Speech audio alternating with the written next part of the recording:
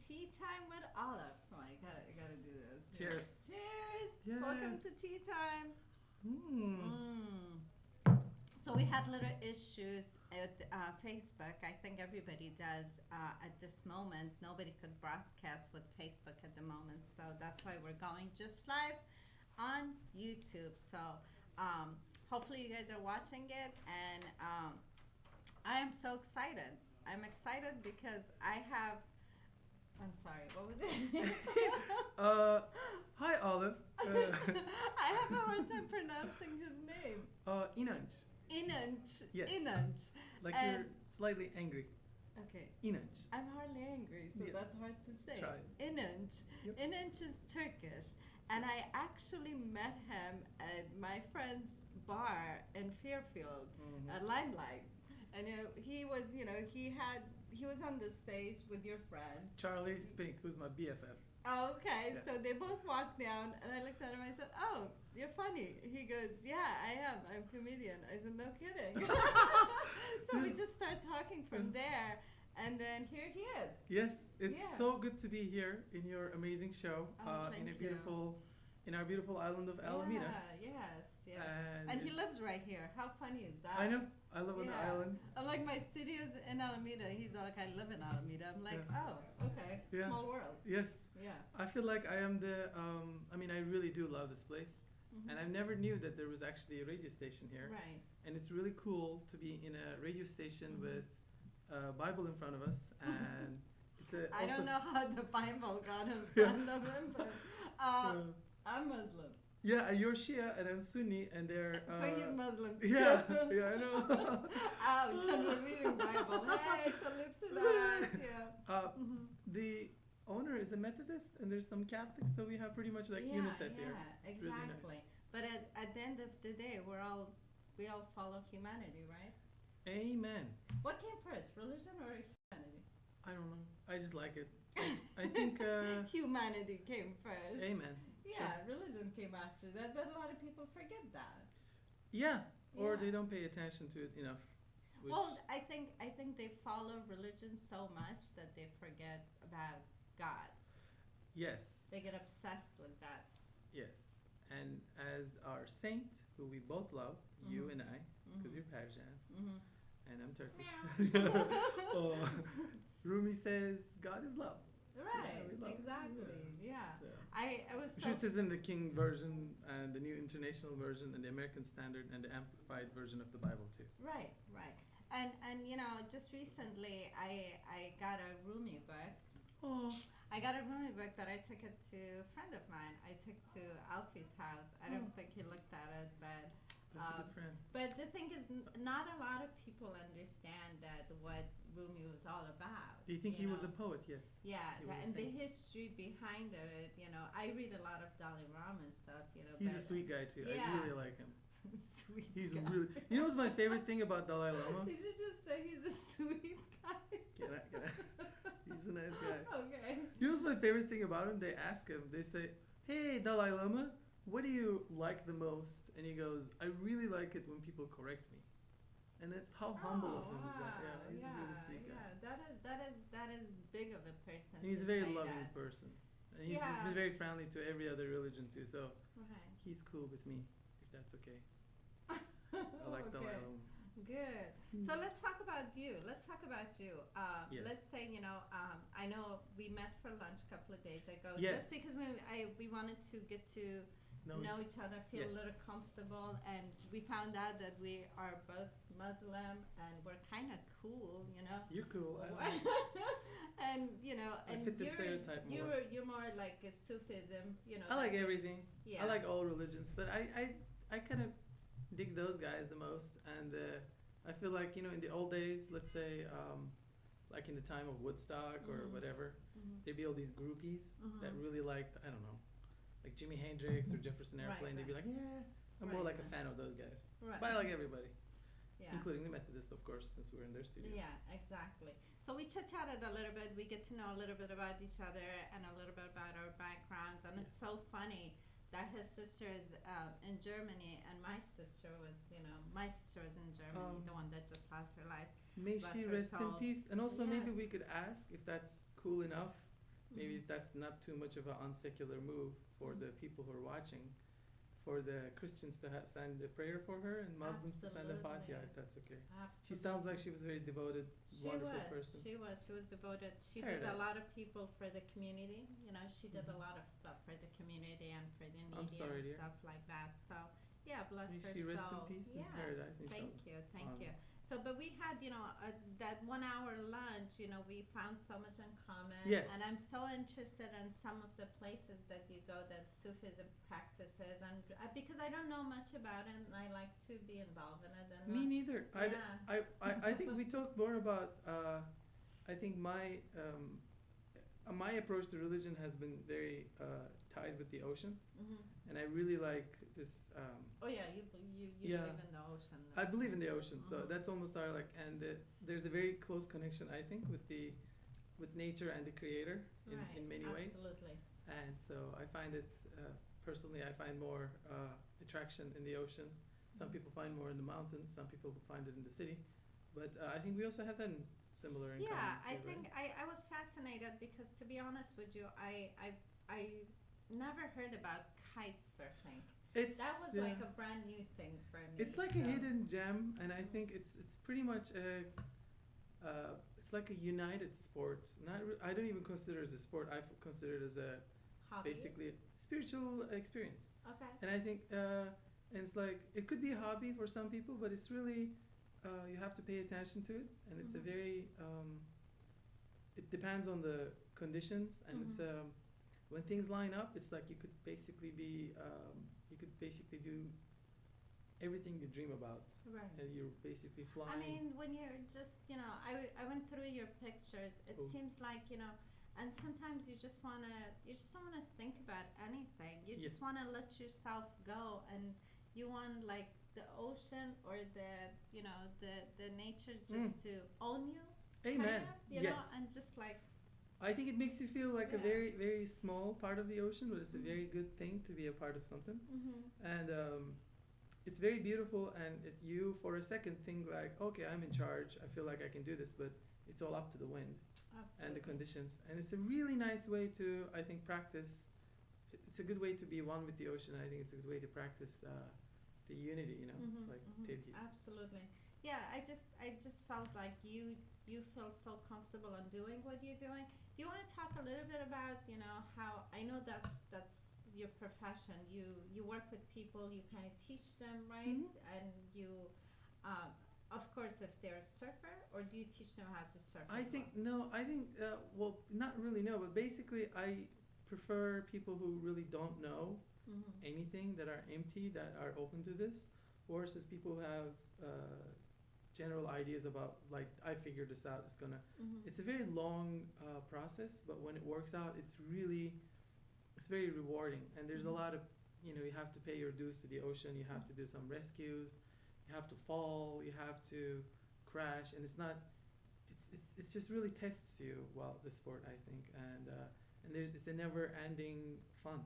You Right. start with something, and there's something new, and now we're experimenting with this new thing called the foil. We're basically flying on top of the water, which is the best thing you could ever do. I mean, I love it too much. I've been doing it for quite a while, Mhm. and I've never gotten bored of it. And I've been, I mean, yeah. you gotta know how to swim, though, right? Yeah, but that's not really. I mean, if you really love doing something, I guess the rest of the stuff will come. I have a student who's Afghani. Mhm. His name is Dia. Shout out to him. He still doesn't know how to swim. Oh. And he kites. And Okay. one day we got stuck here in Alameda. He came up to me and said, "What are you doing with your legs when you stop?" I said, "You swim." He has his life jacket, so there's no excuse. Oh, wow. Okay. Yeah. Well, I do know how to swim. Good. I like swimming. Actually, it's my regular once a week hobby thing that I go Nice. swimming. But the thing is, with surfing, I like surfing. You said you're gonna teach me kite I'm a surfing. horrible surfer myself, but because I'm so spoiled when there's this kite involved, it just Because pulls. you're hanging onto the kite. Well, it's Is that what attached it to you. is? It's more like attached to you. yeah. So So it's the not. wind kind of. Yeah, so you decide like you're like, hey, let's go to the right, let's go to the left, let's go to up and down, Right. let's ride a wave. So basically, it's you're utilizing the nature. The It's very nature. nice. Does the wind takes you, like you You can you're go in the almost boat any and you direction. should, it holds you any there, or you have a control of You it? have a control over it. You can go Okay. upwind. You can like tack and jibe. I don't want to confuse you too much, but you Right. can go different directions. But it's easier to be with the kite than surf on your own. To some people, yes, I would say so. I think surfing requires a lot more skill, Right. but kiting requires a little bit more time while learning. I think. Okay. It's just like when everything, but when you really like something and you want to do it, I think then things line up. Yeah. And I think with kite surfing, it's usually like that. Yeah. People who like it, you really like it. It's almost Right. like a very loving church you want to be a part of, and everybody is like, funny, we're saying all this because we're in Right. a Christian church. It's like, guys. Just because Put us the together in Bible the name is of the open Lord. in Right. front of it. As it says in Esther 3:4, so it was really nice. Yeah, so anyways, if you're interested in learning about kite surfing, where can they find you? I think if they mean to find me, we'll find each other. I have. Oh my gosh, I have that's not a good way of promoting yourself. I know I'm horrible. What's your phone number at least? I have a Kiteino, KITEINO @gmail. That's the one I use the most. Okay. And I have like a little school that I do private lessons all over. I do mostly in the Holy Land, which is Okay. Maui, Okay. and I go everywhere, wherever. Like, if somebody's really interested in this and they want to do it, I would say it takes at least 3 months Okay. to kind of be comfortable, and I try to get them from like a total beginner that really doesn't know what they're doing to someone who's more comfortable and slowly getting ready for this adventure with the ocean. Okay. So it takes a while. Say it again. Say it again. Where K- can they find you? KITEINO @gmail is Say the it one. slow. You know your name is really Right. difficult. Like kite, like kite, Uh-huh. KITEINO Okay. @gmail. And I think I have a Yelp something, and I have, you can just add, I'm on Facebook as INANC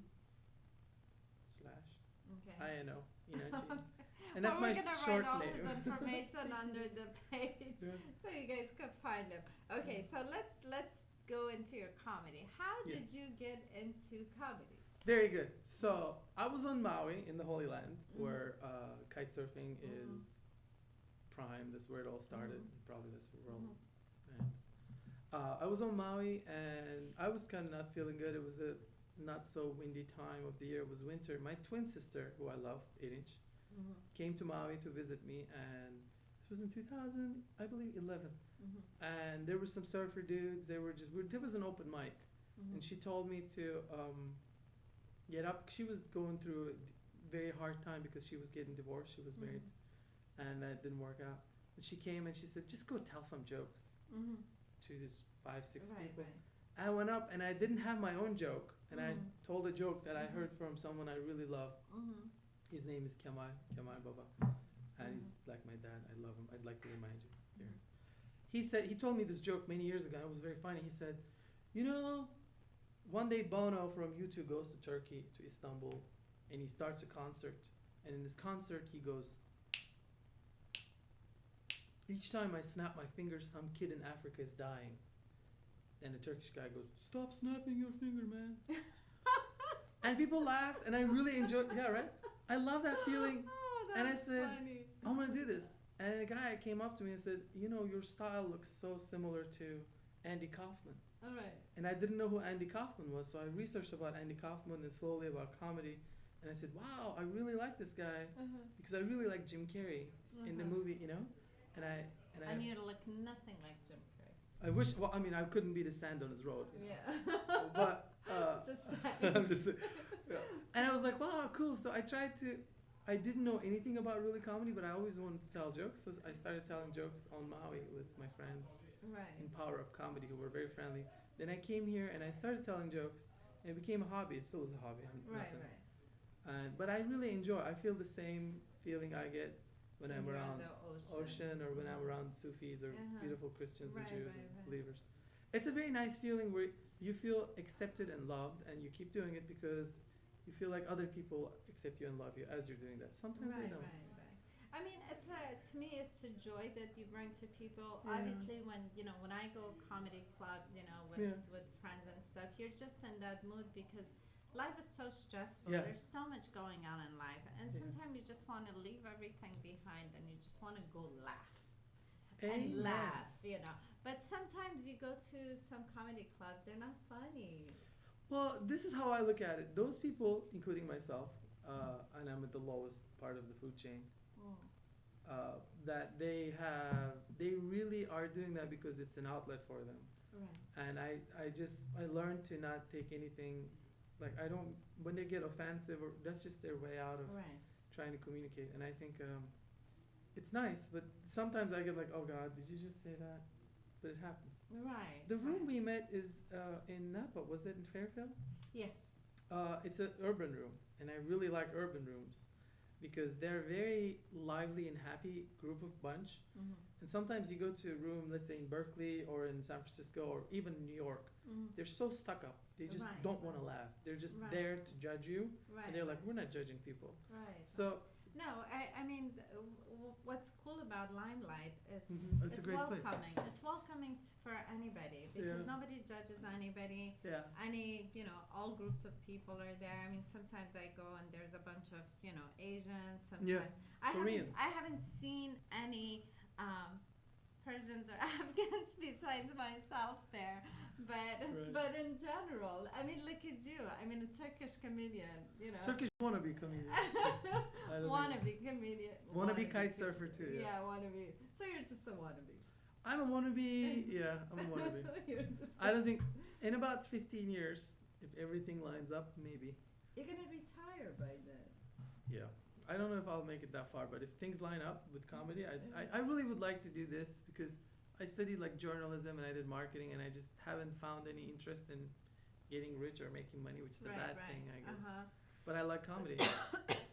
Yeah, well, that's good. That at least you like some. So tell me, I know standing. We had a comedian here a couple of months Was ago. that B.A. Hunter? Okay. Yes. Yeah. Great guy.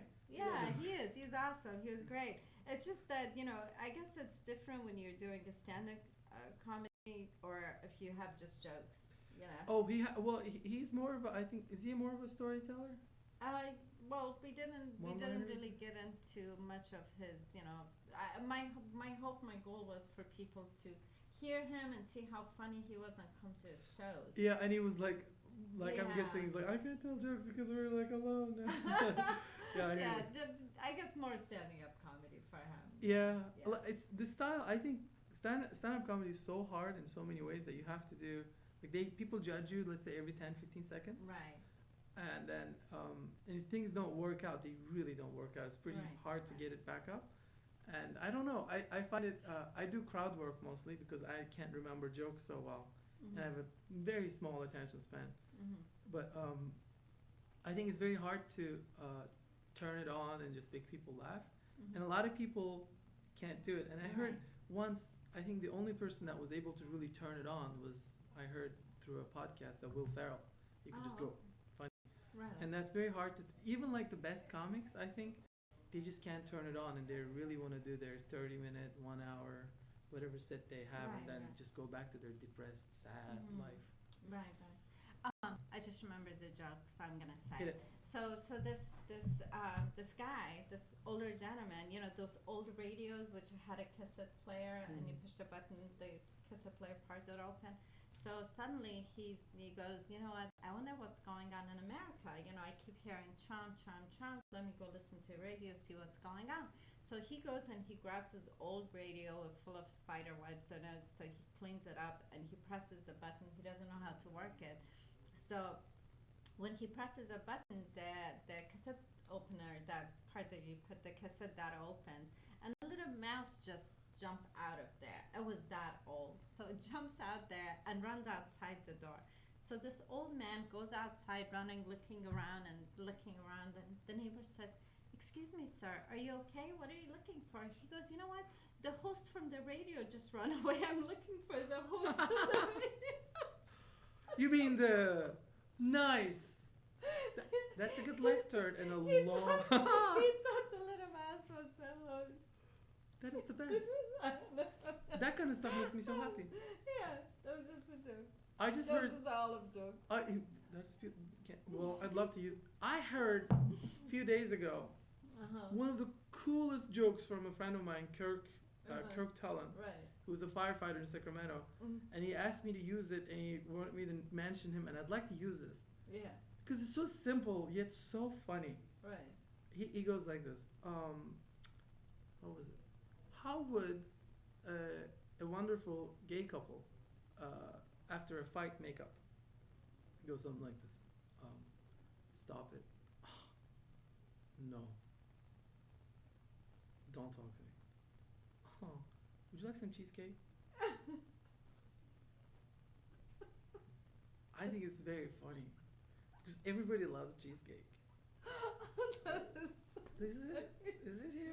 Yeah. Because I thought I didn't do it as well as he did, but he's like, "Would you like some cheesecake?" And when I heard it, I'm like, "This is so basic and funny," but it doesn't fit my style, I guess. Because Right. from your laughter, I thought. Well, it just depends on how you say the joke sometimes. Thank you too. for correcting my delivery. And sometimes I think It was going well. a lot of people, you know, Would you like some cheesecake? a lot of people tell the jokes and they laugh while they tell the jokes, so it makes the other people laugh because Yeah. they're laughing. You know Yeah, what I mean? yeah. It's not even funny, and you look at the person's laughing, and you start laughing. Yes. You know, that's I think it's a really good joke to have in the middle of your set, right. not maybe in the beginning or the end. Right. Actually, it might be good in the end too. Yeah. Yeah. I have millions of jokes. When we get together with friends, they all poke at me like, Olive, tell a joke, Olive, tell a joke. So I'm usually the one that tells all these jokes. But I have this other one about a married couple. So this little boy, like 11, 12 years old, he's crossing the street in front of his house. He sees a bunch of donkeys crossing the street, right? And then, so he's standing there and thinking for a minute. Then he comes running back home. He goes, "Hey, Dad, can I ask you a question?" And his dad says, "Sure, son. Anytime you have a question, you always ask your father first, because you know what? Your father will always tell you the truth." So the little Oh. boy goes, "Well, Dad, I was standing on the side of the street and a bunch of donkeys just crossed, and it made me wonder, does donkeys get married too?" His Ah. father swallows his spit and he goes, "Son, look into my eyes. Let me tell you something. Only donkeys get married." Bravo. That is so good. Sorry, no offense to married people. It's Oh yeah. That's well. It's As just long as a it insults, joke, yeah, it's great. Right? It's That's just such a joke. good joke. Yeah. I mean, I guess sometimes you just look at your audience and you see, you know, you got to come up with something to talk about, Yes. right? You got to come up with something to cover. And for me, because I don't know why I have a lot of jokes about married people. but Marriage is I a funny, do. funny thing. I mean, Genesis chapter 1. It is, well, it's not funny thing for me. It's just when it comes to marriage, and sometimes people ask It's a me, beautiful "Oh, thing. how come you're never getting married? You're young, you're beautiful." You haven't this and found your that." soulmate, And I'm maybe you like, find one. No, I just think that, you know, if you're gonna be committed with somebody, why do you need to sign a paper? You should mentally already know that you're gonna be with this person. I don't think you need a ring to remind yourself. I don't think you need a Or state of sign California. anything, or state of California. Nothing. If you're gonna be with somebody, you're gonna be with somebody. Well, Yeah. tax reasons is a different story. You know. Yes, Tax pay your reasons taxes, is- yeah, especially you April know. 5th, 15th. Yeah. Well, no. When you're married, then you pay less tax. So when you're Oh. single, you pay a lot more tax. So that reason I could understand. But otherwise than that, I don't think I'm not against religions, but I'm just saying that if you're committed with somebody, then you're committed. You don't need anything. It should be just your soul more than anything. Yeah, and I think when you find probably if one finds their soulmate, they probably will be like, that's it. Mm-hmm. I wouldn't know. If that's cool, I'd like to mention, not as like a personal marketing, but I find this joke to be so funny. And this is my starter joke. And this is after being in America for 17, 18 years, and living in Iowa, living in California, Alaska, Hawaii, all over the place. And I had been through, after September 11th, most of us went through a lot of racism and all these things. But I think. Well, you kind of shouldn't have, because you I used kind to of have look real white. no. Yeah, you passed for a white Hmm. boy. next month in December, I am white. Yeah. Yes, from when Doctor or Mister His Majesty His Grace Trump comes, I'm going to be white. Oh, you're gonna go blonde. No, I was brown. I was olive before, and Uh-huh. next month I'm looking forward to being white.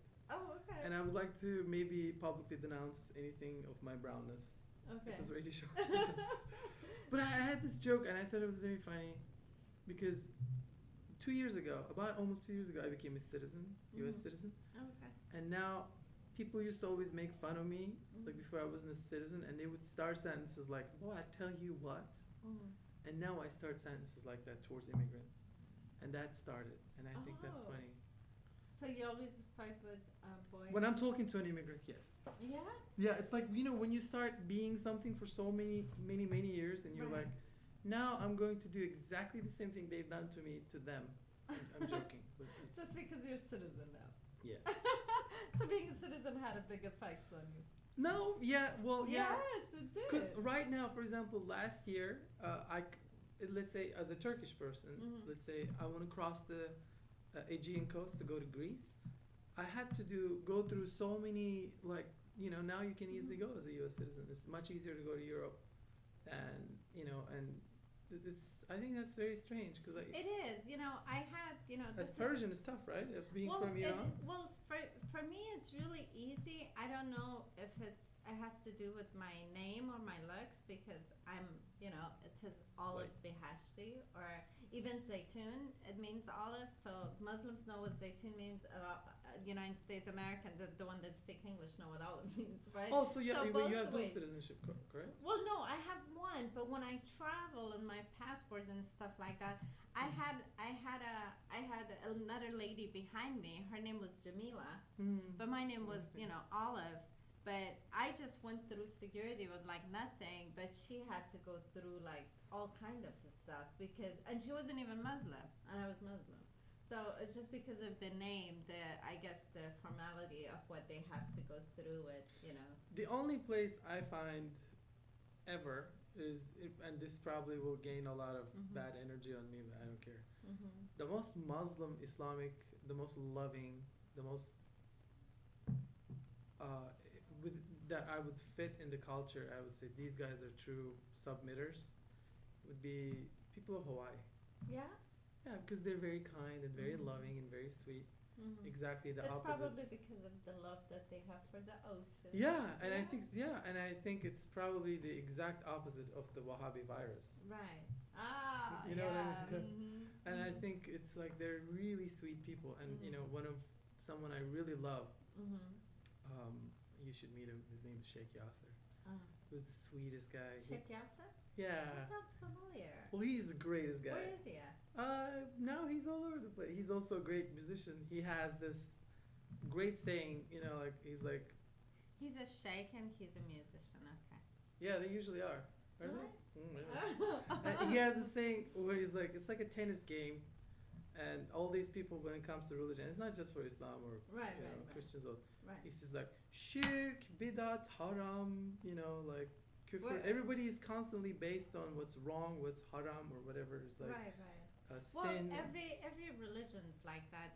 They become. It shouldn't be. No, it Should shouldn't be be. based on love. Religion should be so comfortable that people want to follow it. People want to Yeah. go. I mean, even the churches, or is it mosque? It has to be so comfortable for Right. people that you want to go. So it's not like you have to be forced to get up and Right. go. Like, oh my God, I gotta go to church or mosque. Yeah. It has to be in a way that you want to go. Amen. You know. I heard it from a very sweet person, and I'm sure it says it in the Old and the New Testament here, that basically it says God's mercy always exceeds His wrath, and we don't really. I mean, I don't know. I'm not really focused. Like with, let's say, even with kite surfing or comedy, Mm-hmm. I'm not focused in like doing such a bad job in comedy that people are gonna boo me, because I'm not. That's not my fear, or I'm not going riding because I'm afraid of sharks, or we're not Mhm. into religion because we're afraid of going to hell, or Mhm. for the promise of paradise. We just want to be happy. Oh, I like that. $1. Yeah. There is no promise of paradise. This is paradise. We live in paradise. Amen. This is happy world. You make it happy because you are happy. Be happy and make others happy, right? Okay, salute to that. Cheers. And that was tea It's time pink with Olive. Yeah, lemonade. we got pink. It's supposed to be tea. It's pink tea.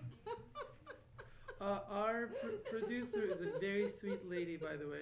Got us pink tea today. Yes. Well, thank you and hope to see Thank you you. soon. Aloha.